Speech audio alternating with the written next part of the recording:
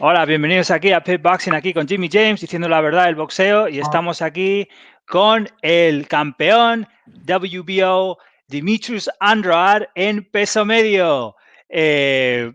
Andrade, we have a lot of fans who are, from different parts of Latin America, and people who really like you as a boxer. They think you're a phenomenal boxer, and you got a lot of support from Golden Era. We support you all the way. Estamos aquí con Android y somos fans de él y queremos ayudarle porque estamos a 100% con él, ¿no? A 100% con él. So, la primera pregunta sería, Android, ¿por qué eres tan evitado? Android, why are you so avoided? First of all, I want to say, hola, ¿cómo estás? My people, thank you for supporting me through thick and thin, and just like letting the people know that, my talent and my skills and, my heart, and that I'm willing to fight, the top guys, and you guys helping me push for them top fights because we all want to see it. If you listen to my previous opponents, and a lot of, people, my style is difficult to deal with, they blame it on, like, I'm southpaw, I'm slick, I'm nice, I work hard, I know how to fight. The audio, I think, cut out. The audio cut out. Okay, now I can hear you. Yeah. And there's no backing down, So they're going to be in a real fight.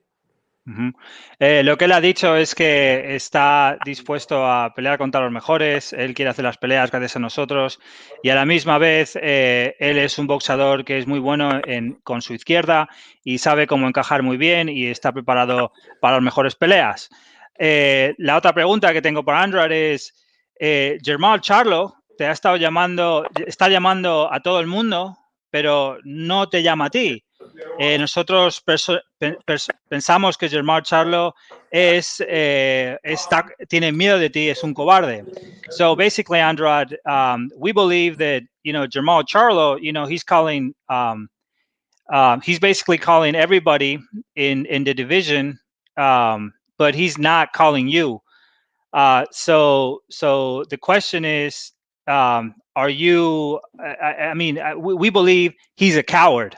We believe that Jermall Charlo is a coward. He doesn't want to take your fight. He has a big vagina. That's what we believe of Jermall Charlo.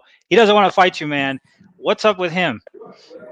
Hey, man, I can only talk about myself and, show and prove and, let it be known, like, if I call you out or there's a fight that could be made, I'm going to sign the dotted line and make the fight happen because I want to show myself and to the fans that support me and support the sport of boxing that the best are going to fight the best and may the best man win at the end of the day. That's just what it is. And, I don't need to, talk tough.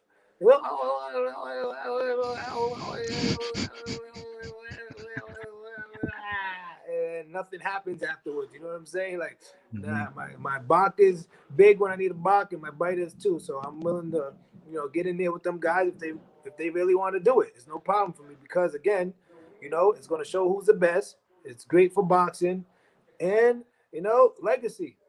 Lo que está diciendo aquí Demetrius Andrade es que obviamente él quiere hacer las peleas, él no habla como Germán Charlo, que habla mucho pero hace poco, y él está con los fans, quiere darnos las mejores peleas para tener un legado y simplemente para enseñar que es el mejor, que es lo que debería pasar. Otra pregunta que tengo para él es esta. Gennady Golovkin, otra persona que te tiene miedo, y yo no lo veo como un dios de la guerra, lo veo como un dios de juguete por tenerte miedo. Gennady Golovkin, he calls himself the god of war, and they call him all these different names, but he doesn't want to fight you either. Like, he doesn't even want to give you the opportunity to like, he will rather fight Camila Smetsa or some other person, but he doesn't want to fight you. Why does he want to fight you? They got their own goals. His goal is to, get another Canelo fight and get the trilogy and not take no risk beforehand. if the fight even happens. You know, on the Canelo side, they mentioned that he don't want to fight him, and then Canelo's team, they're smart. What are they gonna wait? What they gonna do? Wait another year or two until Triple G's 41 years old, and then be like, let's fight, and then maybe knock him out and beat him up because he's a little older now, and be like, oh, Canelo, oh yeah, he got the Triple D, oh yeah, like, nah, bro, that's not that's not what it is. No, you know, Triple G to able to get that fight, you know, he has to go through somebody like me, Demetrius Andrade, that is, you know, on the same network, promoted by the same company, Matchroom Boxing, on the zone. It's an easy matchup to be made, and that right there, that fight alone, the winner of that should be able to call out Canelo or the fans determine and demand that fight with Canelo or whoever else is out there. So, lo que está diciendo aquí Demetrius Andrade es que, mira, él está dispuesto a hacer la pelea. ¿Qué va a hacer? Golovkin quiere a Canelo Álvarez. Golovkin quiere a Canelo Álvarez y tiene que esperar por lo menos hasta que tenga 41 años para hacer la pelea. Por lo tanto, esa pelea parece que nunca se va a hacer. Entonces, ¿por qué está esperando a hacer esa pelea y no enfrentarse contra Demetrius Andrade, que es obviamente el campeón WBO y pues es el mejor en esa división? Otra pregunta que tengo para Andrade es Jaime Munguía. Jaime Munguía acaba de irse de su mandatoria contigo, te tiene miedo. No entiendo por qué Jaime Munguía te tiene miedo. Jaime Munguia, basically, he's left his mandatory position to fight you. He just literally vacated that, and he fought Demetrius, but not Demetrius Andrade. And to me, it's like, why is he doesn't want to fight you either? I mean, what's going on with him? You know, for me, you know, Jaime Munguia, yes, he was the number one guy. I was supposed to fight him before Leon Williams, my last fight. He turned the fight down, said no, so he went down the list and we fought Williams. You know, in his case, like, yeah, Jaime Munguia, you know, he's you know, Golden Boy does a good job promoting their fighters, and Jaime Munguia is like, you know, coming on and he's a little popular. Is he the most known guy to, you know, give me the credit that I deserve? Maybe not, because he's still young. He hasn't really fought like, you know, anybody that's really credible. But yeah, you know, he was one of the guys that clearly avoided me through the rankings. You can clearly see it. And then as far as like other people avoided me, like Canelo himself, I was 154 champion, had a WBO. He said he wanted to unify, and then he didn't because he had to fight me. And then I moved up to 160 and won the WBO at 160. He said he wanted to unify there, but he, you know, to unify, you have to fight me again. And then he moves up to 168 and says he wants to do it there. And then I was trying to, you know, throw a monkey wrench in the situation and say, yo, listen, Billy Joe, like, let's fight because you got that belt. We were supposed to fight back then, but you know, you tested positive, and I'm still willing to, you know, get in there and make it where it's worthwhile, where who really is in position to get the Canelo fight, and the people demanding to see which fighter we want to see with Canelo. So Billy Joe and I would have been a perfect fight to lead up to that. Okay. Dice Demetrius Andrade que obviamente la pelea con Munguia es una pelea que él quería hacer también, pero literalmente él tiene miedo de él, dejó vacante su cinturón, simplemente, o sea, dejó vacante su posición mandatoria para irse a otra división, a otro organismo, y ahora mismo pues quiere la pelea de Canelo Álvarez, pero Canelo Álvarez obviamente no va a querer la pelea y está intentando buscar una solución técnicamente para que se vayan de la pelea, que es lo que está diciendo Andrade. Y esto es una pregunta que le voy a preguntar a Canelo. Canelo Álvarez, yo creo que podía haber sido indisputado, pero no quiso contra este gran boxeador. Entonces, la cuestión es por qué. Canelo Álvarez could have been undisputed in that history for Mexico, just if he would have just fought you and beat you.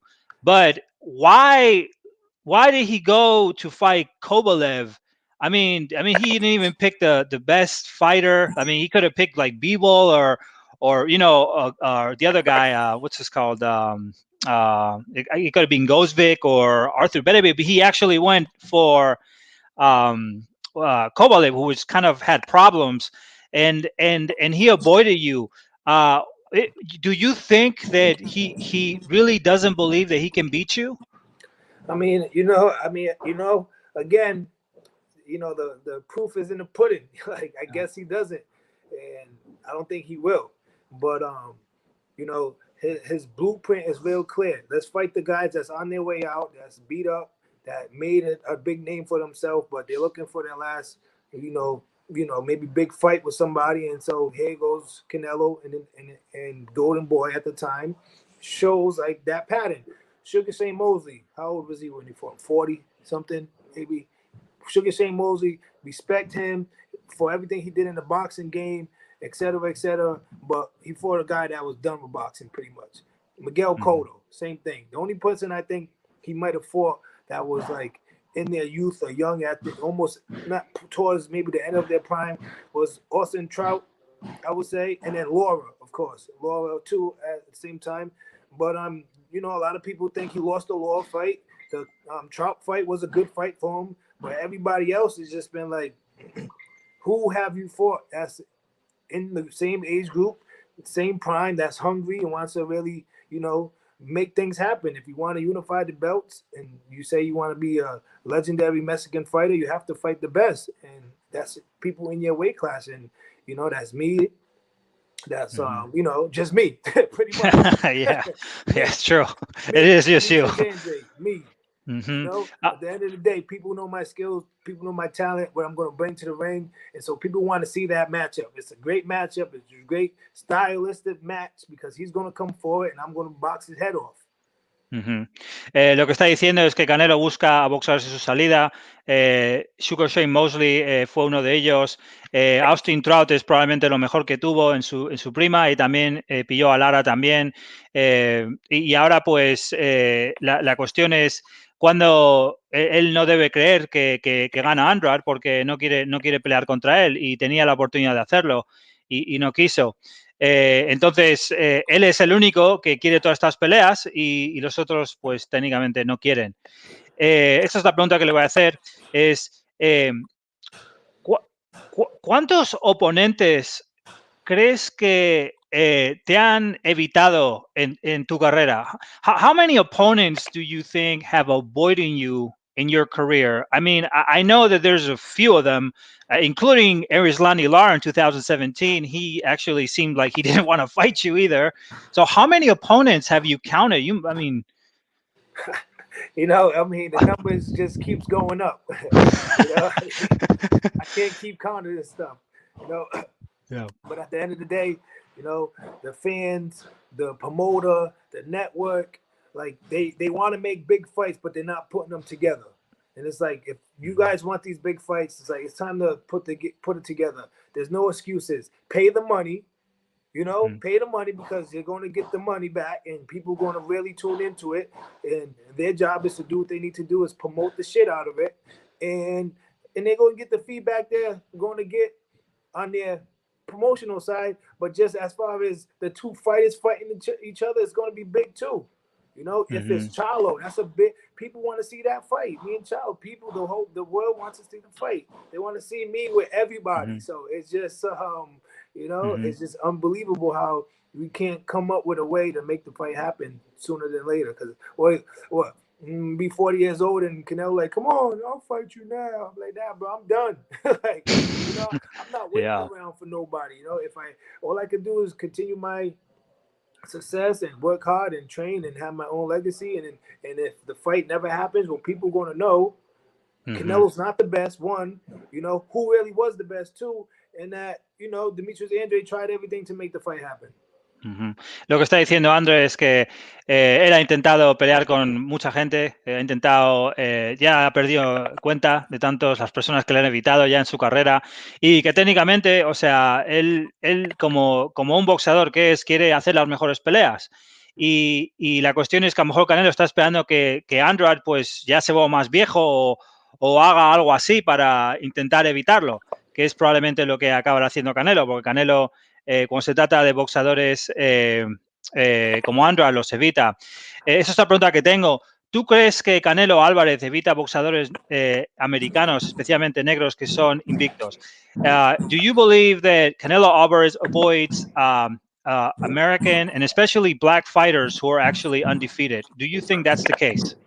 I mean, he's definitely avoiding a certain style.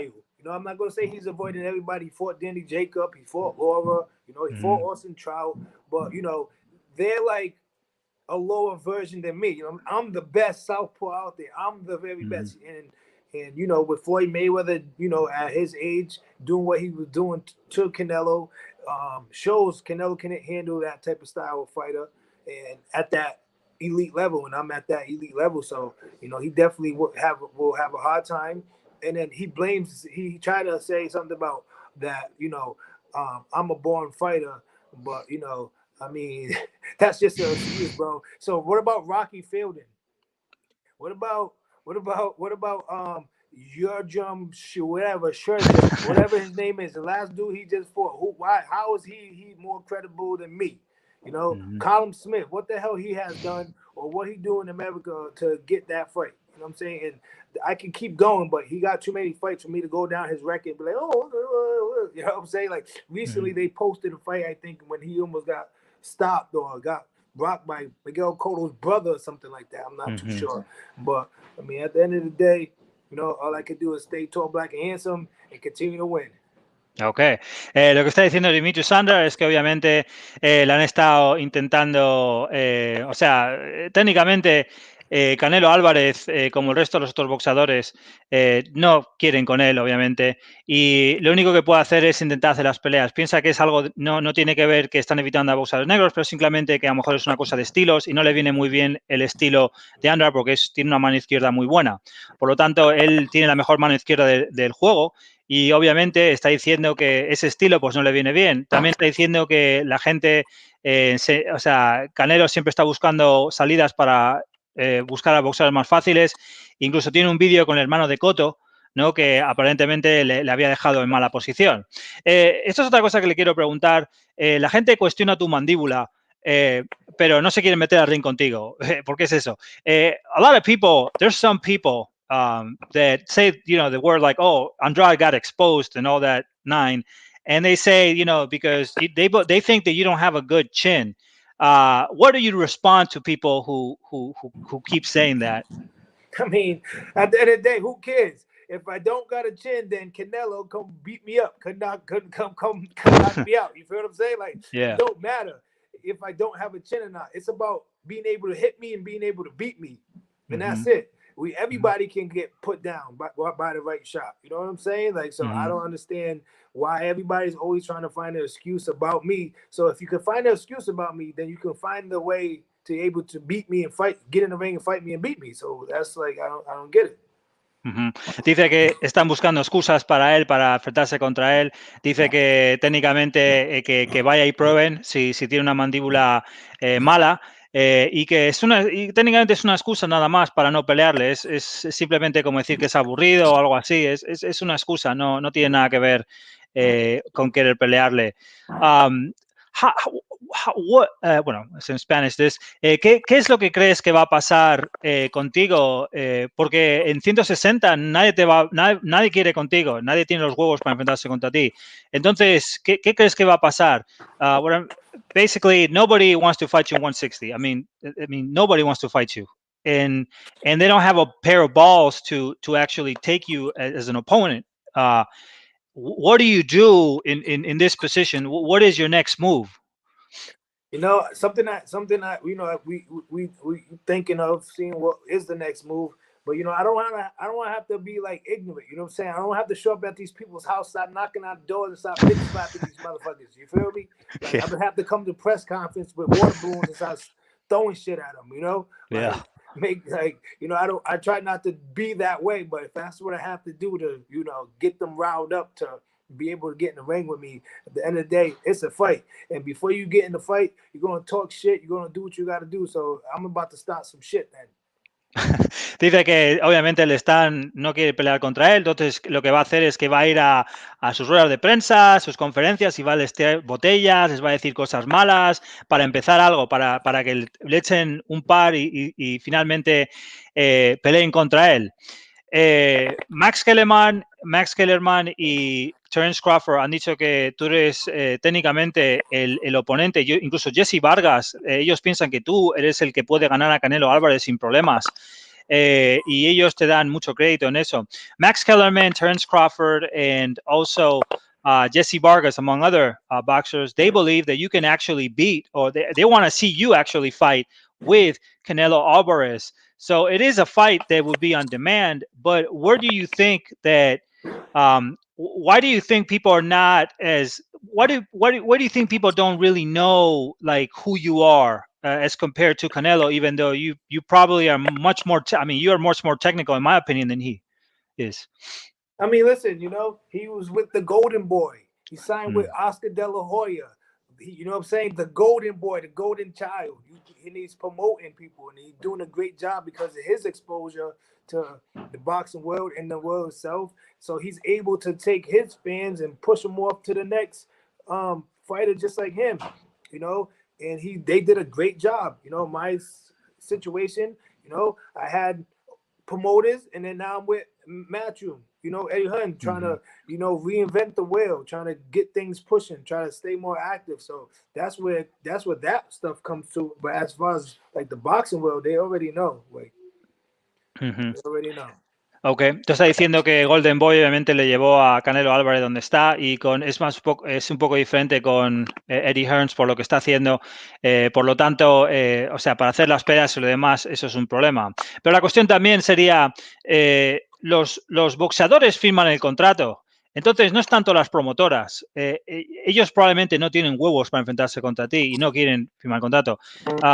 Basically, the boxer is ultimately the one who signs the contract, and a lot of people tend to blame the promoters for not making some of these fights happen. But do you think it's more of a case that the boxer himself? I mean, for example, Charlo will say that that fight doesn't make sense or whatever, and they'll try to break some promotional issues. But really, it's just him. He doesn't have the balls to actually sign the contract. I mean, isn't that what it is in the end? Yeah, for sure. It's definitely about just signing, just saying, agreeing to make it happen. And then at the same time, I gotta look at it as a business. Damn, do I fight Demetrius Andrade now or later? Am I gonna make more money fighting him now or later? And so I can understand that point.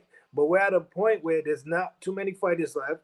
The window of the elite fighters are closing, or undefeated, or just elite guys. It doesn't mean just because you have a loss don't mean you're not an elite guy. Just you fought a better guy that night. At the end of the day, there's enough money to go around to make the fight happen, and people are already making money. Entonces lo que está diciendo es que sí, al final el boxeador es el que firma el contrato, obviamente no quieren pelear contra él es un riesgo y lo saben y pueden perder dinero y por eso no quieren técnicamente pelear contra él.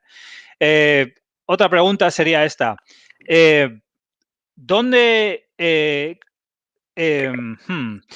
si Triple G se retira sin enfrentarse contra ti, ¿cómo miras tú su carrera? So basically, if Triple G leaves the division and he doesn't even visit you, how would you even categorize his career as a middleweight? Because I know that he in his time he avoided Andre Ward. There's other boxers that Dimitri Pirog. It was kind of a really strange situation when he had a problem in his back. He suddenly wanted to fight him. But how would you rank Triple G if he never actually fought you? I mean, listen, Triple G is a good fighter. At the end of the day, he's a good fighter. But his resume and his career is not as great or as good as people think. He's fought a lot of soft opposition. He fought guys that was also on their way out. And yeah, he is a knockout artist. He has enough power to accumulate and put you down. Like, that's what he's known for, and you can't take that away from him. But as far as him fighting the best, who's it? Yeah, who other than Danny Jacobs was a good fight for him. Devonchenko showed if you're as good or you come with no fear, this is the type of fight you're going to give Triple G, and people thought he lost that fight. And then look what he goes on to fight next. Some guy named Sosa Water. Yeah. You know what I'm saying? Yeah. I don't know, and now he's trying to figure out how to avoid everybody to call on Canelo. It's like, I mean, listen, I can't be like, he has his own path. I see what he's trying to do, and he's trying to get that big payday and make that trilogy happen. But at the end of the day, him fighting me, he's going to make big money as well. Lo que Whatever está his diciendo, contract is, what his contract is, and I guarantee you they're going to offer him more to make the fight happen. okay. Dice que obviamente él ha enfrentado contra oposición no muy fuerte. Las únicas victorias que tuvo de verdad fueron contra Derevchenko y contra Jacobs también. Y técnicamente, o sea, él es un boxeador que es bueno, pero su legado no es tan bueno como él se piensa que es. Entonces, lo que está diciendo Andrade es que él puede firmar el contrato y ganar dinero también con Andrade. Puede haber mucho dinero ahí, pero él simplemente no quiere tomar esa pelea. Otra pregunta sería, ¿estás pensando en subir en 168? Are you thinking of going to 168 if everybody keeps supporting you at 160? I mean, listen, like I said, I was going to go up to 168 to fight Billy Joe Saunders for the WBO belt, and he also said he'd rather fight me than wait for Canelo, which that was all smoke and mirrors. But yeah, I mean, you know, if Canelo or Saunders, whoever the winner is, and if I can force myself into a position to fight one of them guys, of course, I'll fight him at 168 pounds. That's not a problem. We're all in the same weight class. 154, 160, 168, it doesn't matter. We're all in the same weight class. You know, it's not a big difference between us because we all started at that weight, at 54, 60, now 68. So it's realistic for the fight to happen at any of them weights. Obviamente está esperando que la pelea entre Billy Joe Saunders y Canelo haya un ganador y él pueda meterse en esa posición para enfrentarse contra uno de estos boxeadores e intentar hacerlo bien. Y también a la misma vez está diciendo que su peso, el peso que él tiene, es perfecto para todos los boxeadores y lo demás. ¿Crees que te pondrían una cláusula de rehidratación? Honor, do you think if you actually went up there and knowing Canelo how he puts dehydration clauses and, you know, he's very known for doing that, do you think he would give you one if you were to fight him? Do you think he would do that to you? You know, he's been doing it, so I don't see why changing anything. You know, I don't have to agree to it, you know, but you know, when we come to that point, if we do come to that point, you know, when we cross that bridge, we'll figure it out. But first thing is first is actually trying to get in the ring with each other. Dice que si cuando eso pase, obviamente no va a estar de acuerdo con hacer una cláusula de hidratación, pero bueno, una vez que ya se haga la pelea, pues ya se empieza a hablar de ese tipo de cosas también. ¿Cómo te verías tú con una pelea contra Caleb Plant? ¿Has pensado alguna vez? Creo que sois amigos, pero ¿cómo te verías con una pelea con Caleb Plant? How would you pair up? I think you might be friends with Caleb Plant. I'm speculating. I think I've seen a couple videos with him. But how would you think if you and Caleb Plant actually step in the ring, and would he take that fight? I mean, honestly, that's a great style, great boxing clinic from my skills and his skill set together in the ring will be something to worthwhile, you know. I know Caleb Plant. He's a good friend of mine. You know, we spend some time together, and you know, we have history. And at the end of the day, if me and him came to the decision, like, you know what, we're going to have life-changing money for our family to get in the ring with each other, and we both agree with that, then, you know, we'll make it happen. But, you know, I'm not going to sit here and, like, trash Caleb Plant or, like, call him out his way or anything like that, because he's a, you know, to me, he's a sweetheart as far as, like, good person. You know what I'm saying? He's a good person, and he works hard. He did what he had to do to be in the position that he's in. And, you know, I would love to see the kid, like, get as much as he can in this sport. And if I can help him do that and he can help me, then, you know, well, you know, that's what it is. You know, I mean, we're making a draw so we can have a rematch. You know what I'm saying? Okay, yeah. But, you know, I mean, yeah, Caleb Plant, man, I think he's one of the, you know, other good southpaws out there. Ok, dice obviamente que son amigos, se llevan bien los dos y tienen una buena relación, entonces sería un poco difícil pelear contra él por esa situación, pero si tienen que pelear y ayudar a sus familias y ganar más dinero y a lo mejor puede haber incluso una segunda pelea, pues eso sería bueno para los dos y sería algo que lo tendrían que considerar. A couple more things. Now talking about a couple other fighters, it seems like David Benavidez is very avoided at a 168. And I think it's kind of similar to what's happening to you. Lo que está pasando a David Benavidez es similar a lo que está pasando con Demetrius Andrade, que todo el mundo le evita. Do you think it's kind of a pattern in boxing, what's going on? Just literally isolating boxers so they can really have a chance to achieve anything, really. No, yeah, I mean it's a fucked up situation, man. It's messed up how they do that. Marvin went through it. A few other people went through it in their career. Winky Wright is somebody I know that went through it. And yeah, David Benavidez. He is a young kid that still has a lot to prove. And he still has a lot of like people behind him as well to push him to fight the best guys, because he's one of the best young prospects or Hall of Famer. I see that kid's an animal. You know what I'm saying? He's a real threat, and getting in the ring with him, you have to know what you're getting in with. But there's styles out there that can beat David Benavidez, but it's not going to be easy. So that's just not an easy fight. So therefore, in the boxing world, as far as these elite guys, they're like, I don't want to fight the best. In our weight class, should I say?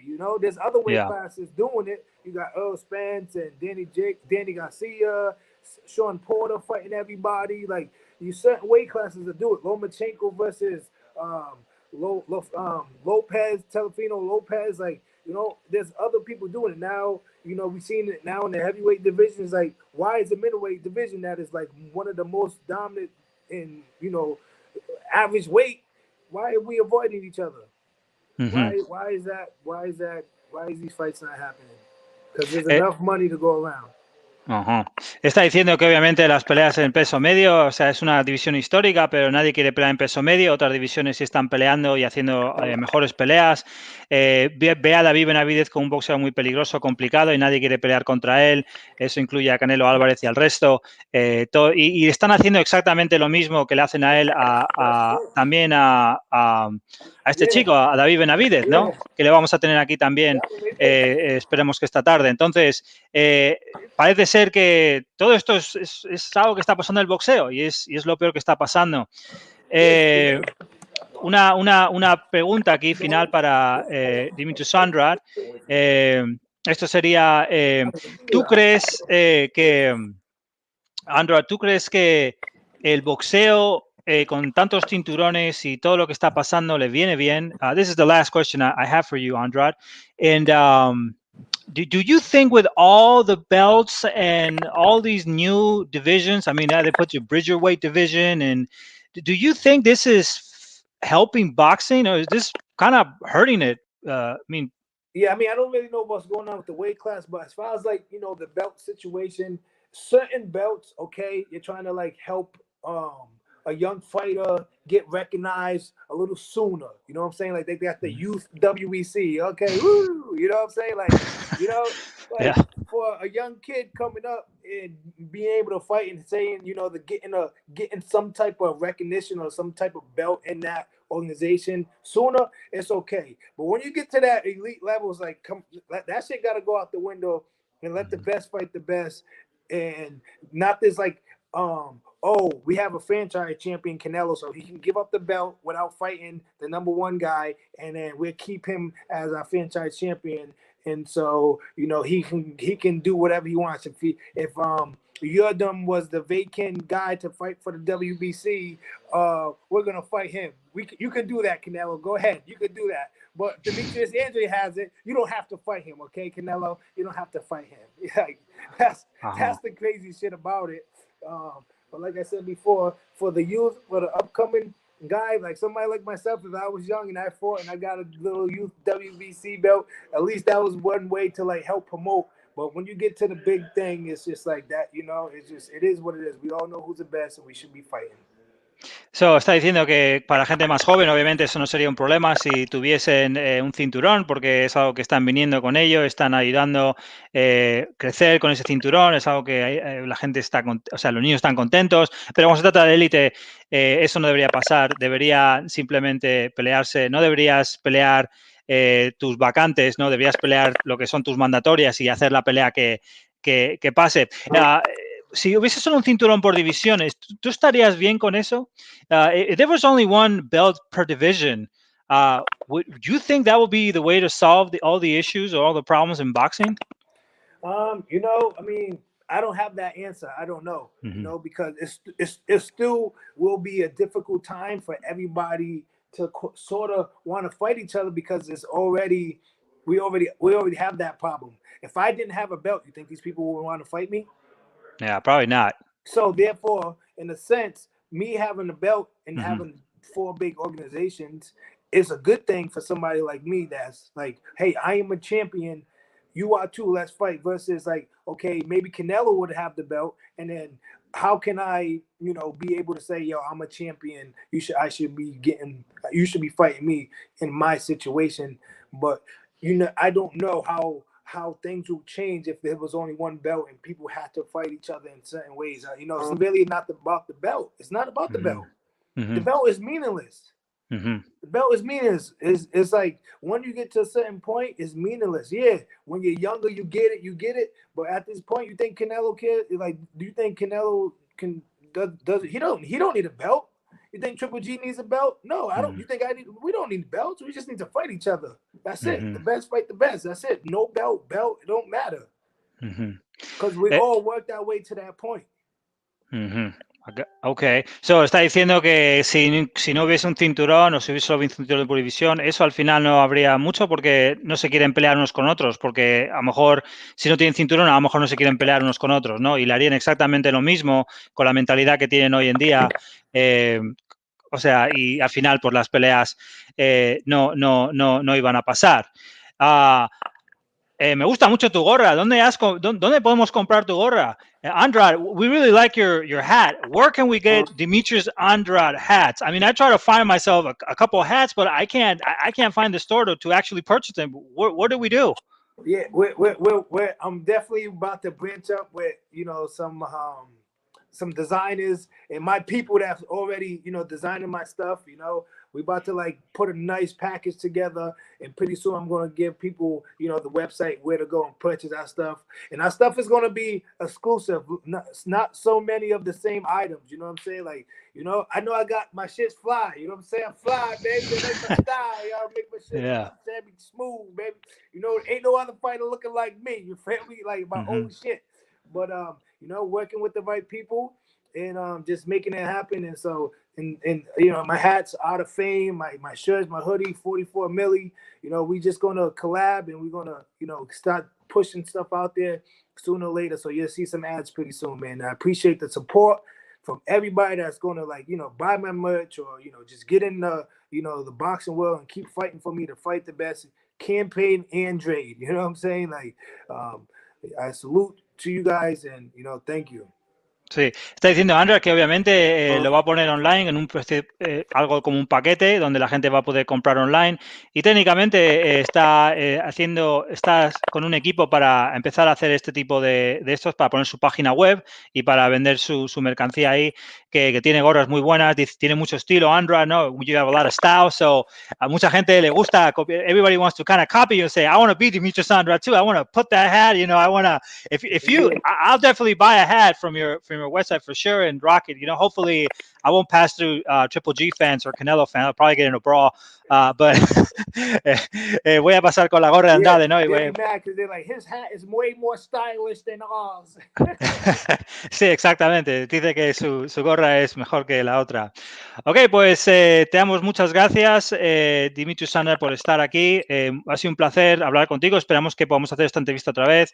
Andrade, it's been a pleasure to talk to you. You know, it means a lot for Golden Era to actually have an interview with you. You're one of the most avoided boxers in the world, and you deserve a lot more credit than you deserve.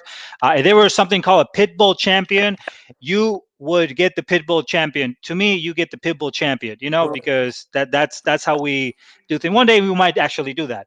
So, little by little. So, pero te damos muchas gracias por estar aquí, Andrade. Y os damos, a todos los que estáis aquí también, you want to say something else to your fans? One last thing? Thank you again. Buenos noches, my people. You know, I love my pollo, you know, my chicken and rice, my beans, baby. You know what I'm saying? My pasta noodles, my meat pies, all that shit, baby. You know what I'm saying? Keep your boy in shape, keep your boy healthy, and I just appreciate everybody, you know. God bless. Vale, muchas gracias y suscribiros aquí a Goldeneras porque no sois parte de Goldenera para más entrevistas exclusivas, aquí lo tenemos todo bien y os vamos a dar las mejores con las preguntas más difíciles y diciendo la verdad que siempre es lo mejor. Muchas gracias a todo el mundo y nos vemos en la siguiente. Hasta luego.